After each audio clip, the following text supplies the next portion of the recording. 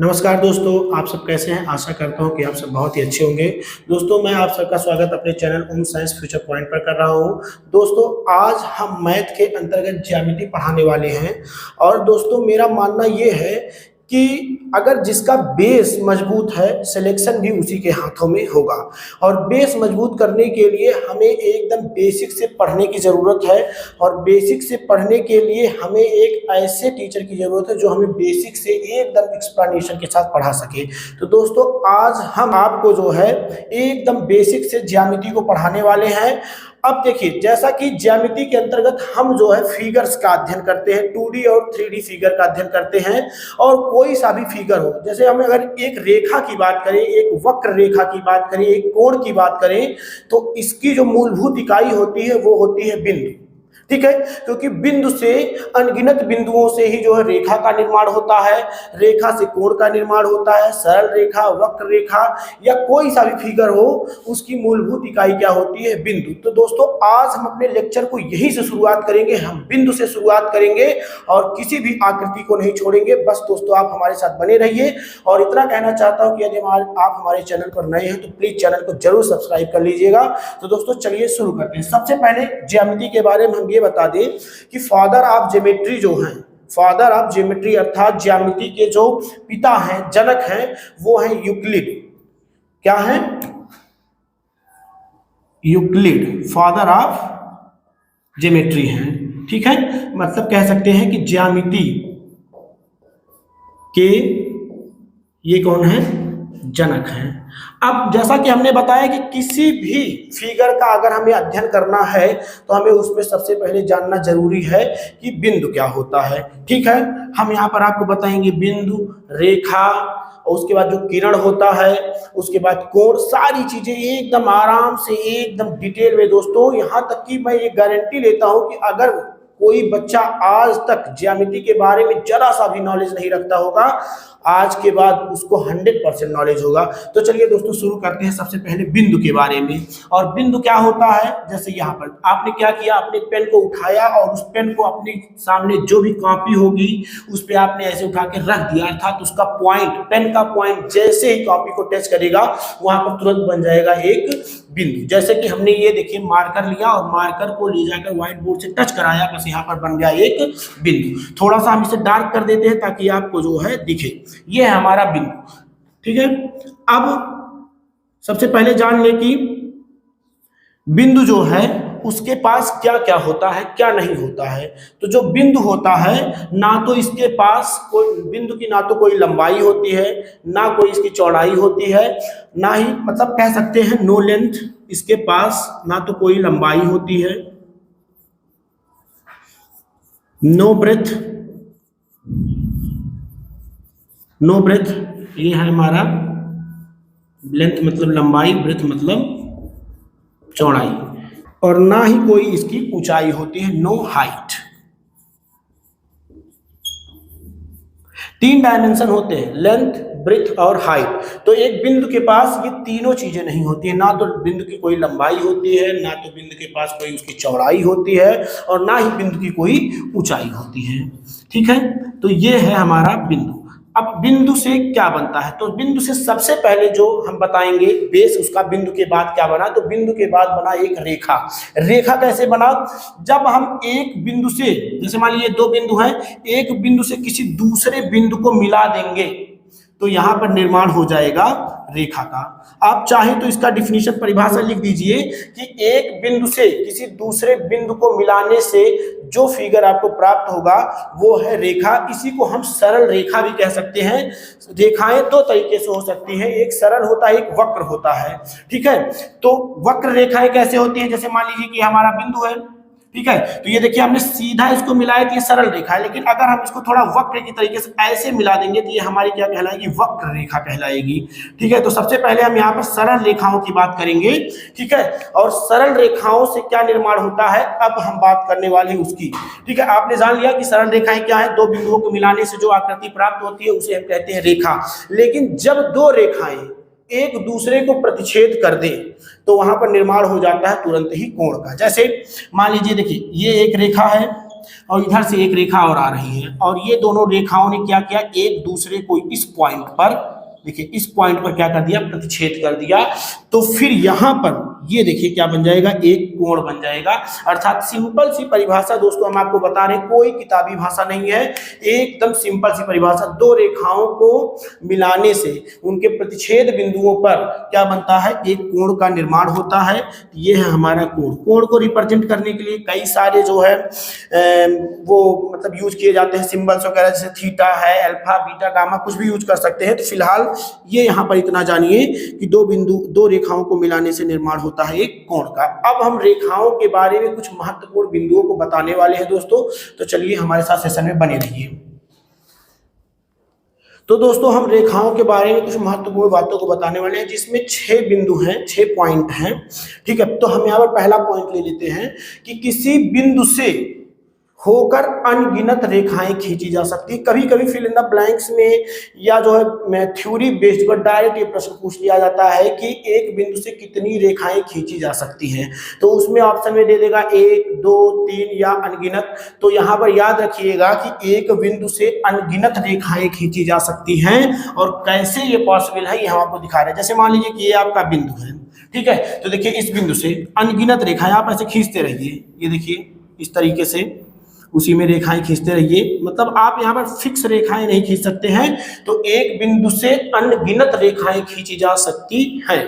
ठीक है, दूसरा पॉइंट, दो बिंदुओं से केवल एक रेखा खींची जा सकती है। जैसे हमने यहाँ पर एक बिंदु यहाँ रख दिया और एक बिंदु यहाँ रख दिया, अगर हम दोनों बिंदु को मिला दें तो यहाँ पर केवल और केवल एक रेखा बनेगी। ठीक है, तो दो बिंदुओं से केवल एक रेखा खींची जा सकती है। ऑप्शन में अगर पूछेगा इस प्रश्न को कभी, तो पूछेगा दो बिंदुओं से कितनी रेखाएं खींची जा सकती हैं, 1, 2 या 3 या अनगिनत। तो यहाँ पर आपका उत्तर होगा कि एक बिंदु से केवल एक रेखा खींची जा सकती है। तीसरा पॉइंट है, जब दो रेखाएं किसी एक उभयनिष्ठ बिंदु से गुजरती हैं तो वे रेखाएं संगत रेखाएं कहलाती हैं।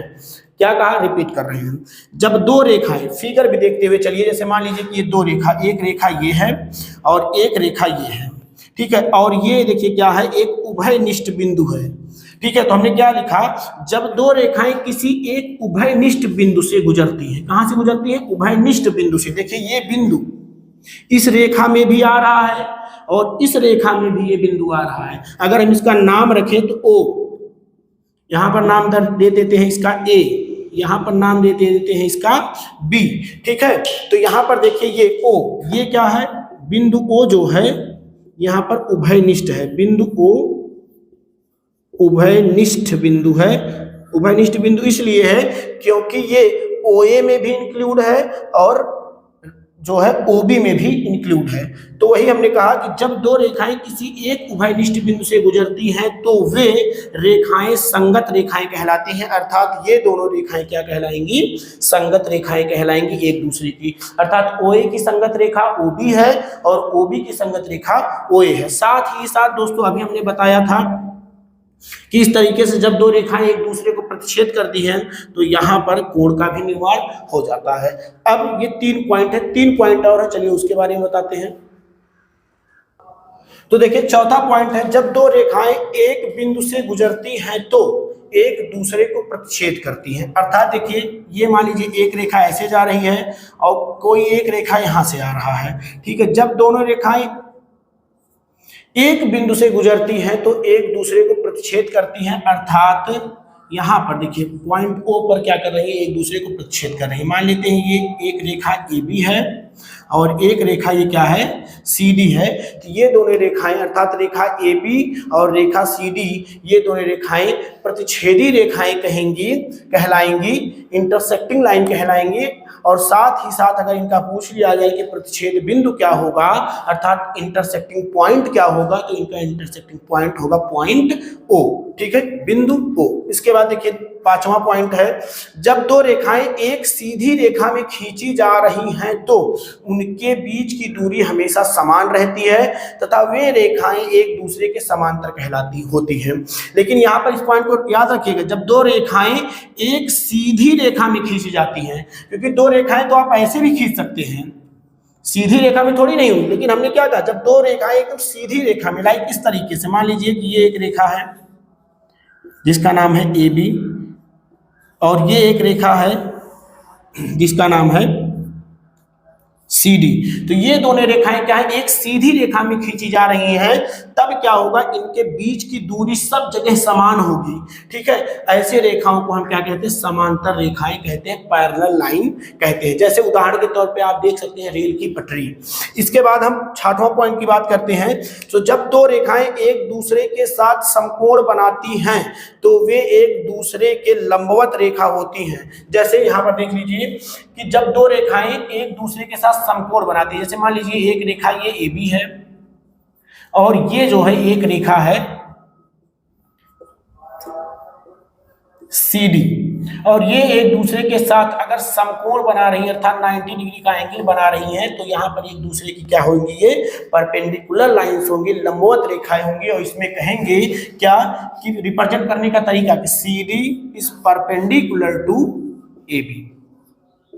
ठीक है, तो ये थी रेखाओं के बारे में कुछ महत्वपूर्ण बिंदु जो कि एग्जाम पॉइंट ऑफ व्यू से इंपॉर्टेंट है। अब चलिए हम आगे चलते हैं।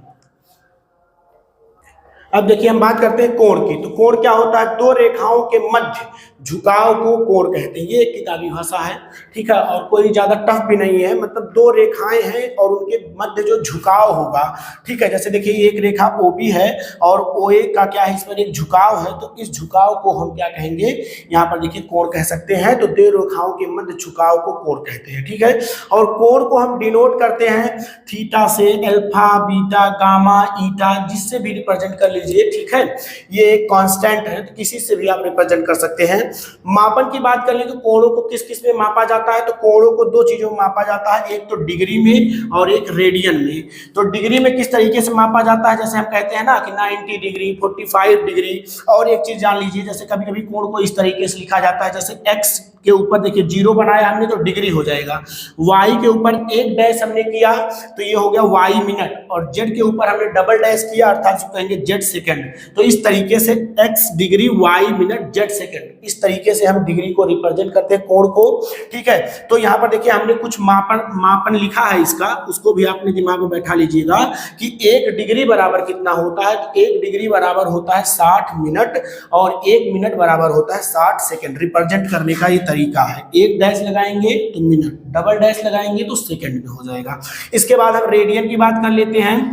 तो 180 डिग्री जो होता है, 180 डिग्री बराबर होता है 1 रेडियन, ठीक है। और रेडियन को रिप्रेजेंट करते हैं हम पाई के माध्यम से।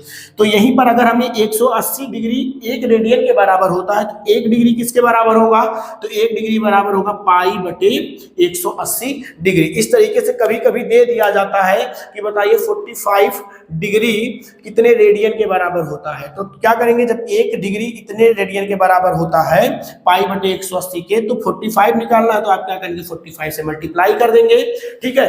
तो यहाँ पर जब भी रेडियन को रिप्रेजेंट करेंगे तो उसके साथ पाई जरूर लगा होगा, ठीक है। जैसे अगर आपको कहना है कि 10 रेडियन, तो आप क्या करेंगे 10 ये पाई रिप्रेजेंट कर देंगे, तो उसको मान लिया जाएगा, जैसे 10 पाई लिख दिया तो ये हो जाएगा 10 रेडियन, ठीक है। तो इस तरीके से जो है इनको हम रिप्रेजेंट करते हैं।